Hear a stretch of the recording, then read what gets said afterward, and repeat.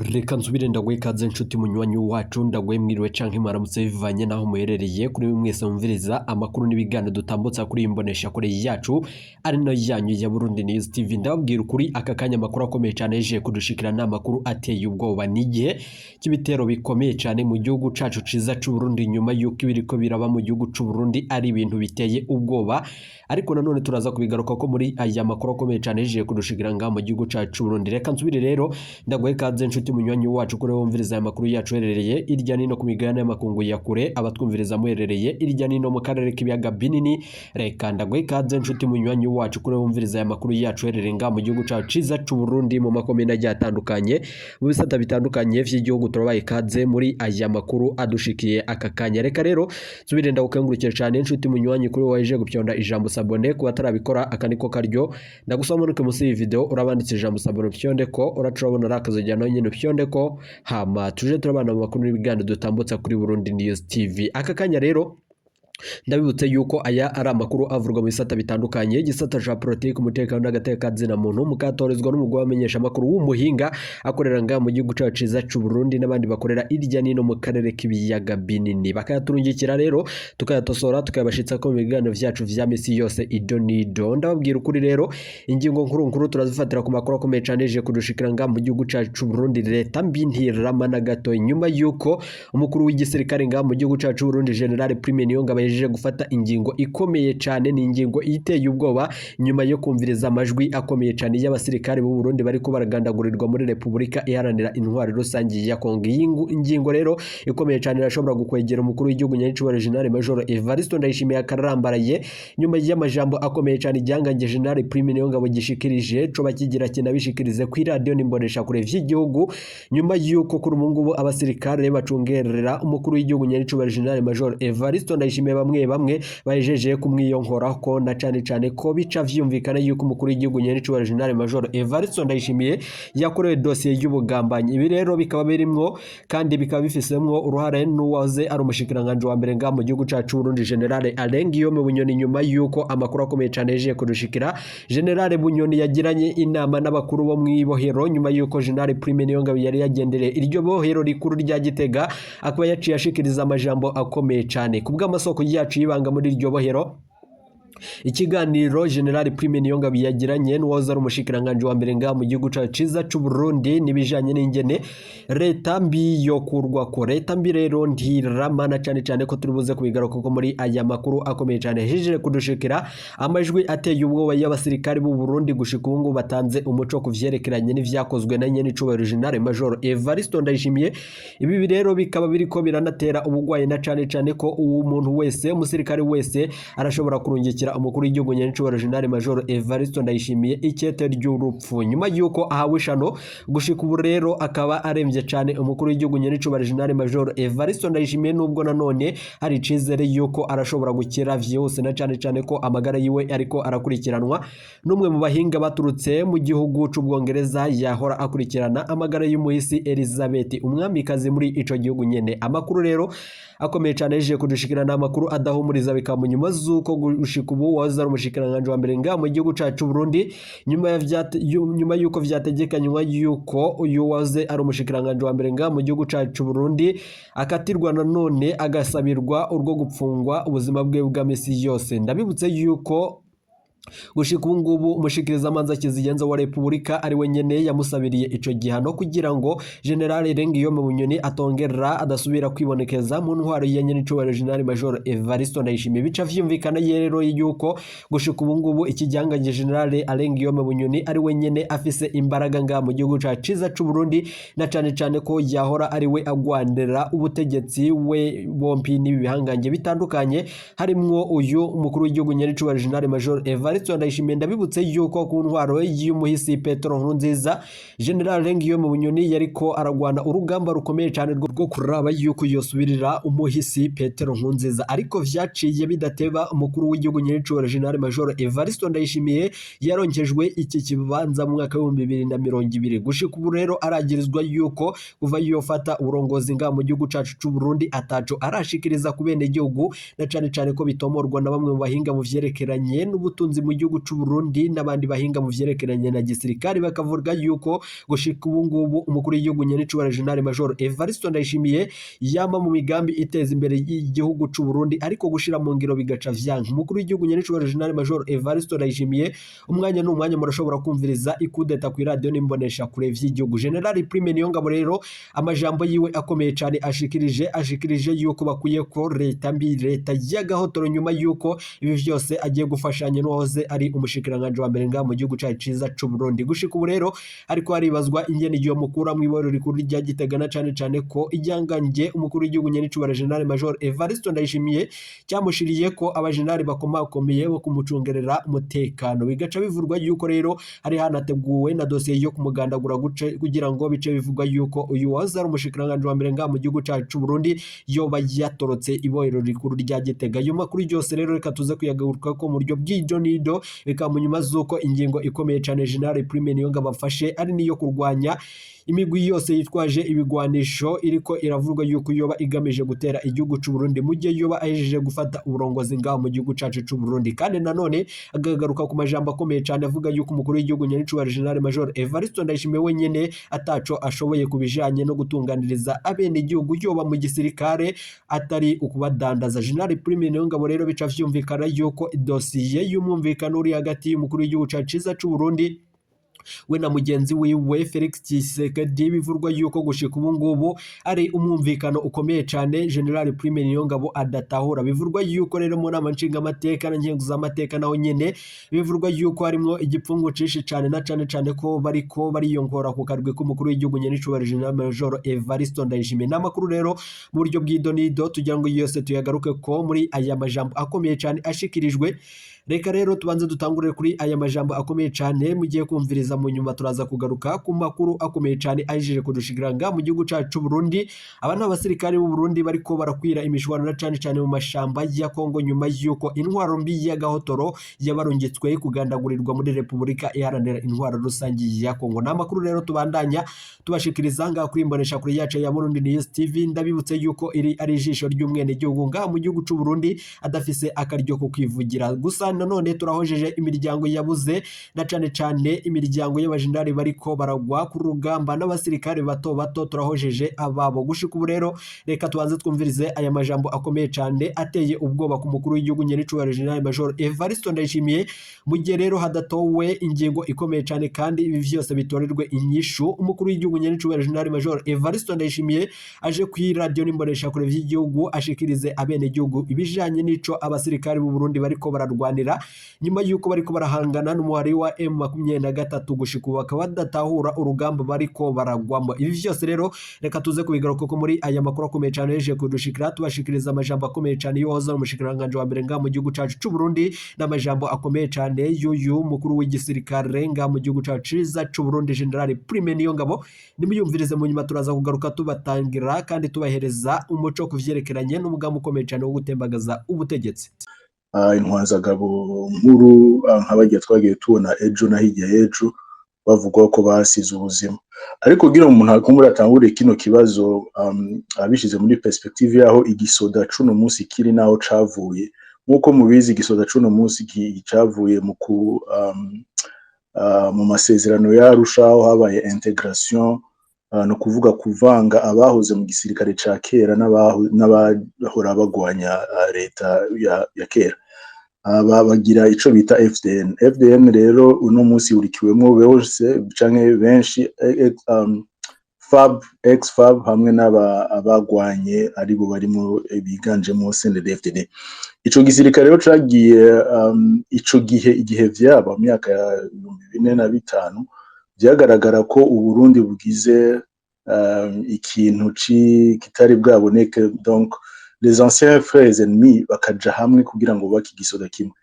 Baronse praise ikomeye, baronse amafinancement menshi bagerageza kubaka igisoda kimwe n'igipolisi c'ubwiyunge gihurikiyemo bose, ariko ntivyatevye yuko hatangura kwibonekeza ikumira y'ukwegezamwo bamwe cyane aba ex-FAB bagenda begezwayo buke abahoze mu yari yagwanye ubutegetsi ico gihe ifata ikibanza gikuru kugira ngo bashobore, donc la communauté internationale ishobore gufasha ko igisoda cubakwa. bakreya ico bise ama opportunité kugira ngo FDN ishobore kuronka des mission de maintien de la paix. Yajya mwagiye mubona FDN igenda muri Somalia, igenda muri n'ahandi, aho hose kwari kugira ngo bashobore bashobore gukreya ama opportunité kugira ngo ico gisoda cari cyo kirubakwa muri ico gihe muri iyo myaka 2007 n'umunani no kuduga, baronke aho begzesha bakorera n'akazi kandi baronka n'agahembo keza. Murazi ko abagenda muri ajya mission kenshi baronka agahembo keza. Rero FDN canke abasoda benshi bamenyereye gukora muri ubwo buryo kandi byagiye bibafasha mu kwiyubaka, n'igihugu ikahungukira n'abasoda ubwabo bakahungukira. Hama mu nyuma haza n'andi ma mission ya Centrafrique n'ahandi bagiye baterera.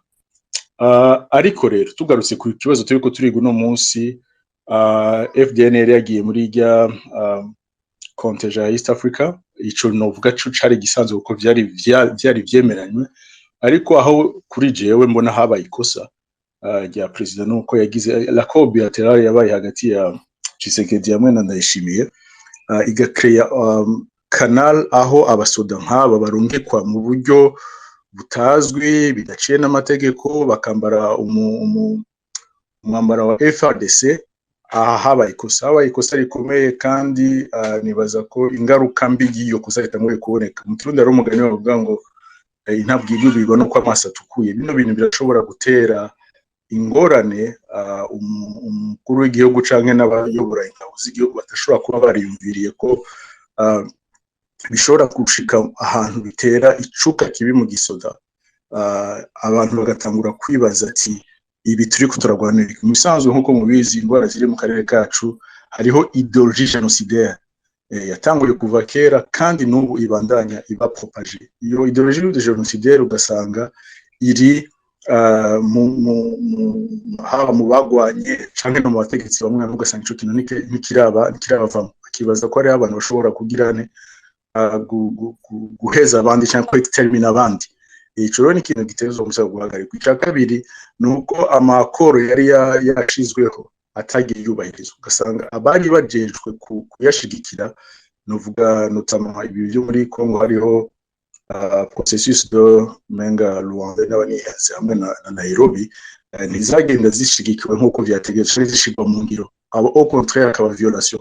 Rero nk'umu president w'Uburundi yarahagarariye East African Community gushika mu kwezi guheze, ni novuga kuri jewe ni kosa rinini yakoze yuko yagize double jeu, yagira double langage. D'une part akagira engagement muri contingent ya officiel ya East Africa, ama d'autre part akagira un autre accord bilatéral aho atwara abana b'igihugu kuja kugwana intambara atari yabo. Ibyo rero ni ikintu gishobora kuvyara novuga ibintu bitameze neza muri kazoza. N'igindi gitangaje, ibi turiko turavuga ngaha canke maze imisi mwa mugira ko ibiganiro au niveau y'u Burundi nagacerere ntibivugwa kuko ni ibintu bijena kuri igihugu. Ubona agenda mu bindi bikorwa bitandukanye, agira ama séance, agira participe ama journée y'ibintu bitandukanye. Mugabo iki kintu nanga ni kibazo mu Kirundi bavuga ngo akamizwe n'ingoma. Ni ikintu umuntu ari atabasha kuvuga kuko ni ikintu kiri sensible kandi gicrea malaise au niveau atari y'abactiviste bamwe n'abajournaliste bamwe bashobora kugira alarme bakavuga kuri bino bibazo.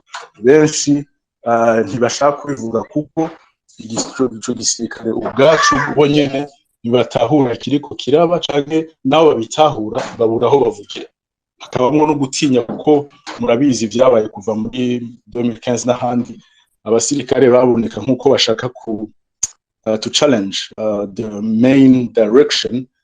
Iyo abishe canke babazivye barabura irengero zabo. Rero benshi bagaprefera guhora, mugabo naho bahora ntibaba baryohewe, babura gusa aho bavugira, bahora bashikiriza akabara kabo. Hariho abasirikare no bataryohewe.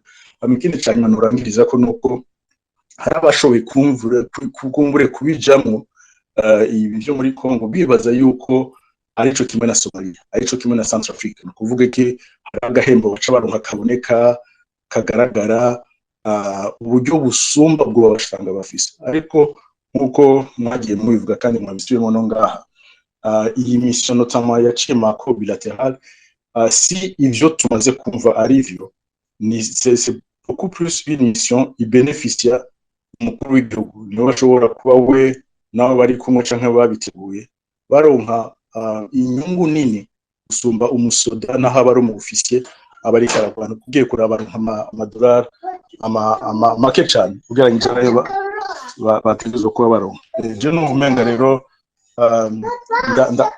ndakondana agacerere kariko karaba muri kino gihe kuntu abasoda abamajoro batatu bane canke barenga ushobora gupfa ukamenga ntacabaye ukamenga nakamizwe n'ingoma kandi n'ejo n'abandi bashobora gupfa hatagira ukwigarura bakabona yuko ari amakosa yakozwe bakagaruka muri voie officielle notamment mu Burundi bakavuga ati turadesangaje iyo operation yari kira muri accord bilateral ariko sinzi ko bizokora kuko umuntu yamaze gusinya amasezerano asubira kuyasinyura uko nyene sinzi rero kizoshobora gutahuza le gouvernement burundais la même burundaise la gravité de la situation kugira kumbure basubire mu byo basinye ko ataraho je navuze nk'umurundi birabonye kubona kuzindukira kubona amafoto n'amaudio n'amavideo y'abana bigo baganda gugo ariko bagwana intambara atari yabo ndumva nondageje ngaho murakoze. Urakoze cyane Landry, ahubwo ntabwo uzi ibibazo biri kutubaho ko dufite inshingano zo kugaburira abasirikare b'abarundi bagiye hariya muri mission yo kutwica. You understand uwo mutwaro? Kandi warabibonye ko no matangazo basabye Burundi kugenda kubafata bwaranze. Abasirikare bari kurya ibiryo byacu, bari kwivuza imiti yacu. Urumva ibyo bintu byose abarundi nta nubwo mvuga abarundi bose, ndavuga leta ya nani yura mugabo Ndayishimiye ni leta yo kwikunda ishaka kumara twebwe ikamara n'abarundi, irimo iraduhuza. Ariko nibaza niba nta kuntu habaho cano iri open muri kiriya gisirikare abantu bakababwira ati nyabuna mwiza hariya, kuko byanze bikunze bazashira. Kandi nkuko wumvise muri iriya audio bari abatipe nta mikino bafite, bari gutaha nta yindi show bafite. Buriya nabwiye abantu ndababwira ngo uzirinde kwiruka kumbwa ukayigeza ahantu itagishobora kwirukanka. The next thing you know my brother, niyo yaba ari huko cut uba urangiye irahindukira ikakurya, ko nta yindi resort ifite, nta yindi riva. Nayo ayandi makuru akomeye cyane aje kudushikira, twababwiye mu finyo twababwiye umugambi ukomeye cyane wo gukura ko leta mbi, leta y'agahotoro gushika ubu ngubu. Rero umukuru w'igihugu cyacu ciza cy'u Burundi nyene cy'ubare General Major Evariste Ndayishimiye umwanya ku mwanya murashobora kumviriza inkuru mbi cyane imushikiye. Amakuru rero akomeye cyane aje kudushikira avanga mu gisoda cy'u Burundi, na makuru ateye ubwo batuza kugaruka ku muyandi makuru n'ibiganiro dutambutsa kuri Burundi News TV. Gushika ubu rero General Prime Niyonga bijyanganye mu gisoda cy'u Burundi kikaba cyari gihejeje gufata iyi ngingo ikomeye cyane nyuma y'ibikorwa bitandukanye abasoda b'u Burundi barungitswe muri Repubulika Iharanira Intwaro Rusange ya Kongo bariko barakorerwa. Bikamunyuma zuko gushika ubu noze ari umushikiranganje wa mbere nga mu gihugu cyacu ciza cy'u Burundi General Ngiyome Bunyoni yo bahejeje kwinjira muri iyi dossier nyuma yuko biboneka yuko abari bayimazemwo imisi ataco bashitse ko. General Prime Niyonga rero akaba yifashishije General Ngiyome Bunyoni kugira ngo barabe neza ibijanye n'ibigiye gukorwa ku mugambi ukomeye cyane wo gukurura ko intwaro y'agahotoro. Ibi vyose rero tukabishikirizwa na bamwe mu ntwazangabo ku bw'amasoko yacu yibanga mu gisirikare cy'u Burundi. Amakuru rero akomeye cyane yaje kudushikira, igisirikare cy'u Burundi ubwaco kirashobora kwirasira umukuru w'igihugu nyene cy'ubare General Major Evariste Ndayishimiye. Ibi vyose rero bikamunyuma zuko hari n'imirwi mishasha iriko yibonekeza mu mashamba cimeza y'ikibira nga mu gihugu cyacu Burundi, na cyane cyane ko bivurwa yuko umukuru w'igihugu nyene cy'ubare General Major Evariste Ndayishimiye ataco ariko arabikora ko. Bica vyumvikana rero yuko umukuru w'igihugu cyacu ciza cy'u Burundi ataco ashoboye mu gutunganiriza abene igihugu, na cyane cyane ko yama yibonekeza mu majambo akomeye cyane agaragara nk'umuntu arashobora gukora no gufata ingingo zikomeye cyane ariko gushira mu ngiro wapi. Rero turaza kubigarukaho mu yandi makuru yacu, ntimuje kure. i Burundi News TV.